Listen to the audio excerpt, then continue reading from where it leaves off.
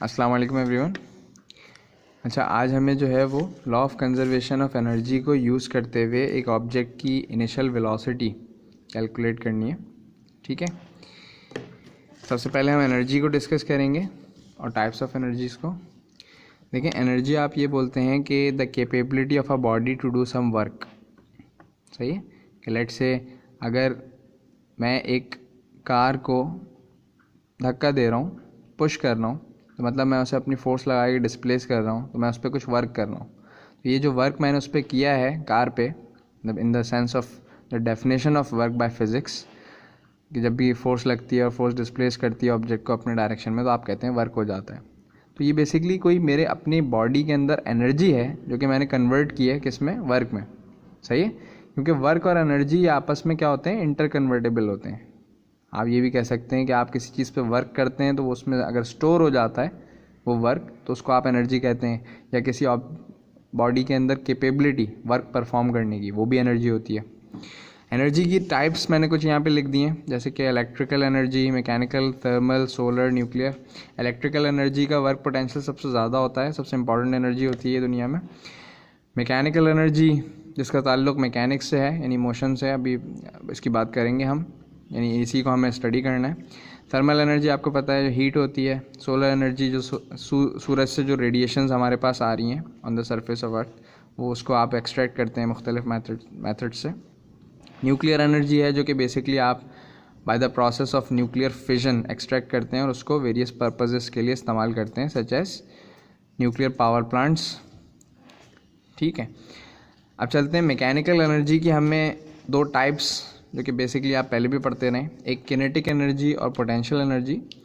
अगर kinetic energy की बात करें तो उसकी बेसिक डेफिनेशन ये होती है कि एक ऑब्जेक्ट जो कि मूव कर रहा होता है, वो अपने अंदर जो एनर्जी पजेस करता है, उस एनर्जी को हम किनेटिक एनर्जी कहते हैं। बिल्कुल इसी तरह के लेट से अगर एक कार मूव कर रही है, मूव करती हुई आ रही है तेज़ स्पीड से, तो अगर वो किसी को हिट करेगी तो उस ऑब्जेक्ट पे फोर्स लगाएगी, और फोर्स लगाएगी तो वो ऑब्जेक्ट डिस्प्लेस होगा, यानी उस ऑब्जेक्ट पे वर्क हो गया। तो ये वर्क खुद ब खुद नहीं हुआ, कार की किनेटिक एनर्जी के ज़ाया होने के एक्सपेंस पे हुआ है। यानी जितनी कार की किनेटिक एनर्जी ख़त्म हुई है, इतना ही वर्क उस ऑब्जेक्ट पे हुआ है। ठीक है, इसका मतलब वो गाड़ी जो थी वो अपने अंदर एक एनर्जी पजेस कर रही थी ड्यू टू इट्स मोशन। अब मोशन मतलब लाजमी बात है उसकी एक वेलोसिटी होगी, तो उस फॉर्म ऑफ मैकेनिकल एनर्जी को आप किनेटिक एनर्जी कहते हैं। फिर हम आ जाते हैं पोटेंशियल एनर्जी की तरफ। पोटेंशियल एनर्जी एक मुगालता हमारे यहाँ ये होता है पोटेंशियल एनर्जी को, कि बच्चे उसे सिर्फ जो है ना वो हाइट को देखते हुए डिफाइन इस तरह करते हैं कि एक ऑब्जेक्ट जो हाइट पे होता है सिर्फ उसकी पोटेंशियल एनर्जी होती है। वो बेसिकली सिर्फ ग्रेविटेशनल पोटेंशियल एनर्जी की बात कर रहे होते हैं। हमारे पास पोटेंशियल एनर्जी की जो बेसिक डेफिनेशन है उसमें दो क्राइटेरिया आते हैं जो मैंने यहाँ पे लिख दिए हैं। नंबर 1 पे मैंने यहाँ पे चेंज इन कॉन्फ़िगरेशन लिखा है, जो मैं भी आपको थोड़ी देर बाद समझाऊंगा। दूसरे नंबर पे मैंने लिखा है change in position in a certain force field. ये है बेसिकली वो बात, change in position in a certain force field, जो कि आप ग्रेविटेशनल फोर्स फील्ड पे भी अप्लाई कर सकते हैं। अब इसको भी ना अप्लाई करने का, इसको चेक करने का तरीका अंदाज़ है, मैं यहाँ पे बता देता हूँ। यहाँ पे मैंने एक पिक्चर बनाई हुई है, देखें, ये अगर ज़मीन की सरफेस है, मैंने इस ऑब्जेक्ट को लेट से अगर हॉरिजॉन्टली इसकी पोजीशन चेंज किया है, तो इसमें कोई ग्रेविटेशनल पोटेंशियल एनर्जी नहीं आएगी। हाँ, लेकिन अगर वर्टिकली मैंने इसकी पोजीशन चेंज किया है तो इसमें ग्रेविटेशनल पोटेंशियल एनर्जी होगी। क्यों? कि आपको ये जो सेकंड क्राइटेरियन है, यानी change in position in a certain force field, ये चेंज इन पोजीशन भी उस डायरेक्शन के अलोंग होना चाहिए जिस डायरेक्शन के अलोंग वो फोर्स फील्ड है। जैसे कि ग्रेविटेशनल फोर्स वर्टिकल डायरेक्शन में अगर एक्ट कर रही है, तो या तो पोजीशन चेंज पूरा वर्टिकल डायरेक्शन में हो, या एटलीस्ट अगर रैंडम किसी भी पर्टिकुलर डायरेक्शन में पोजीशन चेंज हो रहा है या डिस्प्लेस हो रहा है ऑब्जेक्ट, तो उस डिस्प्लेसमेंट का एक कंपोनेंट एटलीस्ट वर्टिकल डायरेक्शन में होना चाहिए, यानी उस फोर्स की डायरेक्शन में होना चाहिए जिसकी फील्ड को आप स्टडी कर रहे हैं, जैसे कि ग्रेविटेशनल फील्ड। ठीक है, ये बात हो गई।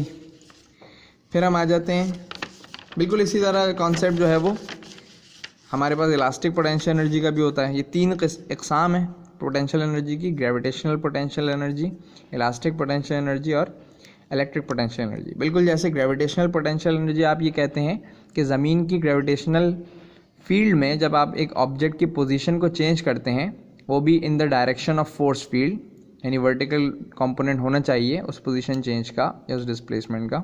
तो ऑब्जेक्ट जो अपने अंदर एनर्जी स्टोर कर लेता है वो ग्रेविटेशनल पोटेंशियल एनर्जी होती है। बिल्कुल इसी तरह इलेक्ट्रिक पोटेंशियल एनर्जी है कि यानी जब किसी मेन चार्ज की मौजूदगी में उसके गिर्द अतराफ में उसकी जो फील्ड होती है इलेक्ट्रिक फील्ड, जब एक टेस्ट चार्ज मूव करता है, ठीक है, उस फील्ड के अलॉन्ग, उस फील्ड की डायरेक्शन में, तो उसके अंदर भी एक एनर्जी स्टोर हो जाती है due to the change of position in that electric field. उसको आप क्या कह देते हैं, इलेक्ट्रिक पोटेंशियल एनर्जी। फिर बात कर लेते हैं इलास्टिक पोटेंशियल एनर्जी की।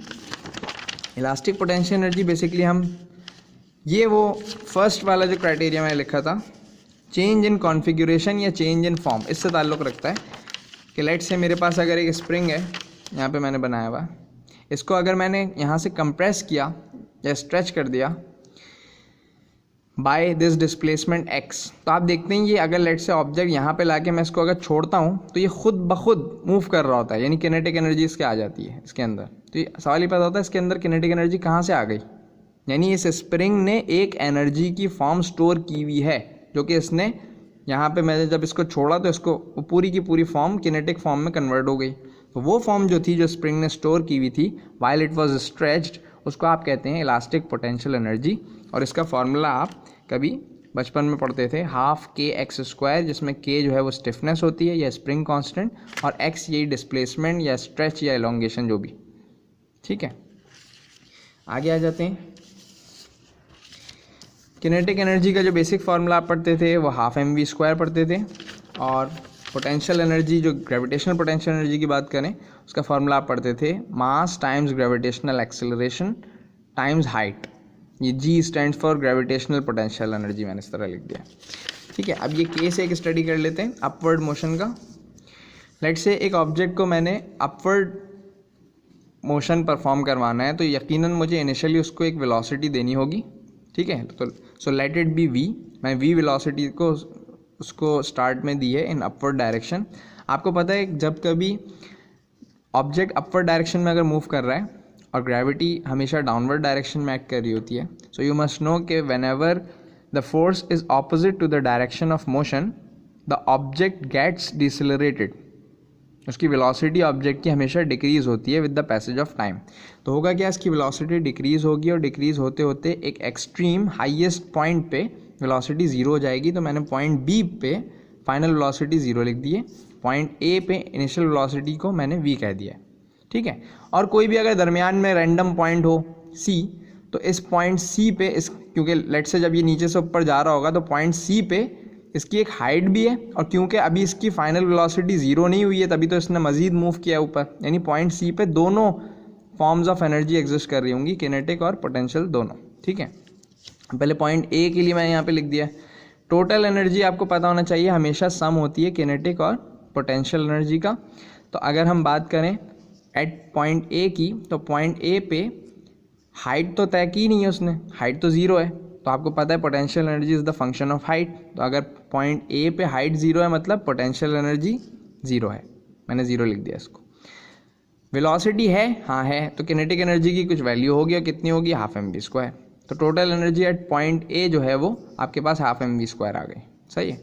अब अगर आप बात करें total energy at point B की, पॉइंट बी का है यहाँ टॉप मोस्ट पॉइंट, यहाँ पे फाइनल वेलोसिटी ज़ीरो है। तो वेलोसिटी ज़ीरो, और आपको पता होना चाहिए kinetic energy is the function of velocity of a body.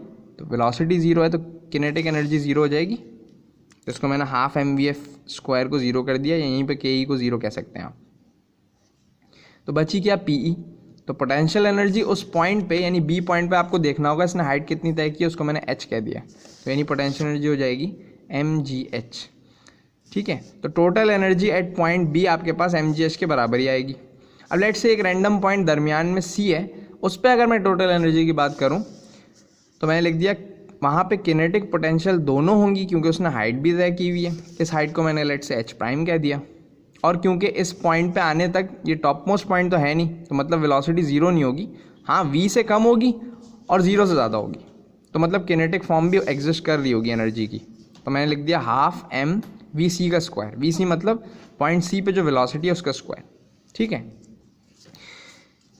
फिर जब आप बात करते हैं law of conservation of energy की तो आप ये कहते हैं कि टोटल एनर्जी हमेशा कंजर्व्ड होती है, यानी जो पॉइंट ए पे होगी वही पॉइंट बी पे होगी और पॉइंट सी पे होगी।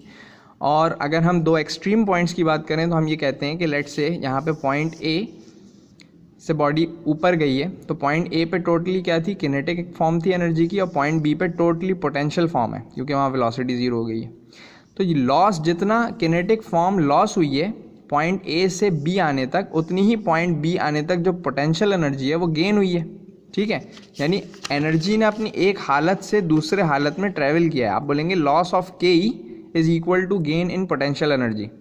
ऐसे ही है ना कि जितनी किनेटिक एनर्जी ख़त्म हुई है ऑब्जेक्ट की while it's upward displacement under the action of gravity और वो डिसेलरेट हुआ है, तो जितनी किनेटिक एनर्जी ख़त्म हुई है उतनी ही पोटेंशियल एनर्जी उसने गेन की है। क्यों? जैसे जैसे ऊपर जा रहा था तो वो हाइट गेन कर रहा था।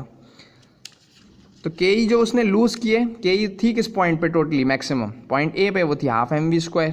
और उसने जो total potential energy maximum gain कर ली कौन से पॉइंट पे की, पॉइंट बी पे, वो mgh था पॉइंट। तो मैं कह सकता हूँ कि ये जितनी शुरू में टोटल एनर्जी के ई थी उतनी ही पॉइंट बी पे टोटल एनर्जी है यानी mgh। इससे आप ये देख सकते हैं, आप दोनों तरफ m कैंसिल कर सकते हैं, ये 2 वहाँ जाके मल्टीप्लाई हो जाएगा तो यानी 2gh is equal to v², और v का रिलेशन आप देख लेंगे it is equal to √2gh। ये इक्वेशन यूज़ की जाती थी पहले भी, आप यूज़ करते थे। अब हमारे पास जो एक्सपेरिमेंटल सेटअप है वो कुछ ऐसा है, मैं आपको दिखा देता हूँ इस तरह का, कि यहाँ पे हमारे पास एक स्टैंड बना हुआ है, इधर एक ये जो मैंने नीचे बनाया हुआ है ये एक स्प्रिंग है और ये एक बॉल है। अब हम स्प्रिंग को स्ट्रेच करते हैं, जब स्प्रिंग को स्ट्रेच करेंगे तो स्प्रिंग की एक इलास्टिक पोटेंशियल एनर्जी होगी, और जब उसको छोड़ेंगे ना तो वो इस बॉल को अपवर्ड डायरेक्शन में एक वेलोसिटी दे देगा। ठीक है, अब वो जब अपवर्ड डायरेक्शन में एक वेलोसिटी दे देगा तो जाहिर सी बात है मुझे नहीं पता वेलोसिटी कितनी थी, वो तो आप बस उसको जस्ट पुल करके और छोड़ देंगे। लेकिन आप ये देखेंगे साइड में ना एक स्केल लगा हुआ है, तो वो जो स्केल लगा हुआ है उस स्केल पे मार्किंग्स हुई हुई हैं। तो आपने ये नोट कर लिया कि वो जो बॉल है आपकी वो मैक्सिमम किस हाइट तक पहुंची है। लेट्स से वो 110 सेंटीमीटर तक अगर पहुंची है तो आप करेंगे क्या ये आपकी 110 सेंटीमीटर ये वो हाइट हो गई जो कि ऑब्जेक्ट ने रीच किए एट इट्स पीक पॉइंट या एट इट्स मैक्सिमम या हाईएस्ट पॉइंट, यानी आप इसको h कह सकते हैं 110 सेंटीमीटर को। लेकिन जब आप एक्सेलरेशन ड्यू टू ग्रेविटी को 9.8 मीटर्स पर सेकेंड स्क्वायर रख रहे हैं तो आपको हाइट को मीटर्स में ले लेना पड़ेगा। तो मैं आपको पहले बता चुका हूँ कि सेंटी का मतलब होता है 10 की पावर -2, तो जस्ट मैं क्या लिख दूंगा हाइट को 110 इंटू 10 की पावर -2 मीटर। सेंटी का सिर्फ मैंने सेंटी की वैल्यू पुट कर दी जो मैंने आपको फर्स्ट क्लास में बात बताई थी। ठीक है, हमारे पास हाइट आ गई। अब आप ये वाली इक्वेशन जो अभी मैंने आपके सामने शो की थी v is equal to √2gh, इसमें आपके पास g आपको पता है 9.8 मीटर्स पर सेकेंड स्क्वायर। हाइट आपने यहाँ पे जो भी लेट से अगर 110 आपने नोट किया तो 110 सेंटीमीटर को आपने मीटर में कन्वर्ट कर लिया। ठीक है, ये आ गई और आपने वैल्यूज पुट कर दी, यानी 2 इंटू ग्रेविटेशनल एक्सेलरेशन, वो आप 9.8 लेना चाहें तो 9.8 ले लें, 10 लेना चाह रहे हैं तो 10 ले लें, और आगे मैंने हाइट पुट कर दी। ठीक है, तो इससे मेरे पास क्या हो गया कि वेलोसिटी आ गई। अब आप करेंगे ये कि मैं आपको इंशाल्लाह ताला एक टेबल बना के दे दूंगा, तो उसमें अब कोई भी 3 वैल्यूज़ हो सकती है ना, आपने मुख्तलिफ तरह से जो है वो ऑब्जेक्ट को स्प्रिंग को खींचा और ऑब्जेक्ट ने जो है वो अलग अलग वेलोसिटीज़ तय की। लेट से एक वेलोसिटी उसने तय की 100 cm, दूसरी वेलोसिटी उसने तय की 110 cm, तीसरी वेलोसिटी उसने तय की, ऐसी मैं मिसाल दे रहा हूँ 120 cm, सॉरी हाइट। h1 उसने 100 cm, h2 110 cm और h3 लिख देता हूँ 120 cm उसने तय की। सही है, अब आप क्या करेंगे, इन 3 हाइट्स के लिए आप वेलोसिटी निकाल लेंगे, उसका भी एक कॉलम बना हुआ होगा। कैसे निकालेंगे, इस फॉर्मूले से निकाल लेंगे √2gh।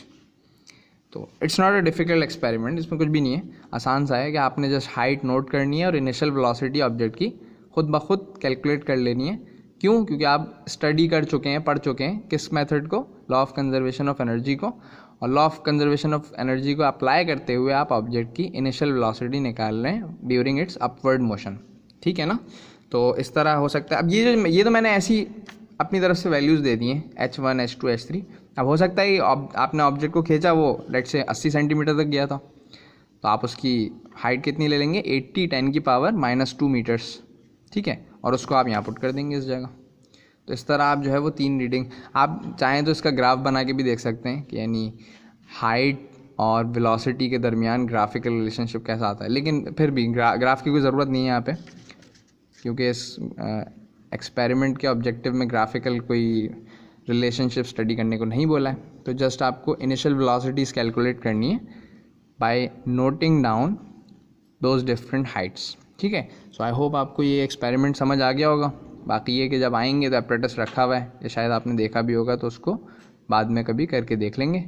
मैं इसका टेबल बना के आपको भेज दूंगा, तो उसमें आप जो है वो फिल कर लीजिएगा डिफरेंट हाइट्स के लिए। हाइट्स में लेट से आपको दे दूंगा, यही 3 यूज़ कर लीजिएगा और उससे कॉरस्पॉन्डिंग वेलोसिटीज़ आप निकाल लीजिएगा, उसकी वर्किंग शो कर दीजिएगा, ठीक है। So that's all for today. Queries के लिए, क्वेश्चंस के लिए आप जो है वो एक अलग से जूम सेशन रख लेंगे, तो उस पर जिसके जो भी सवाल हो वो कर लीजिएगा, ठीक है। Thank you very much. अल्लाह हाफ़िज़।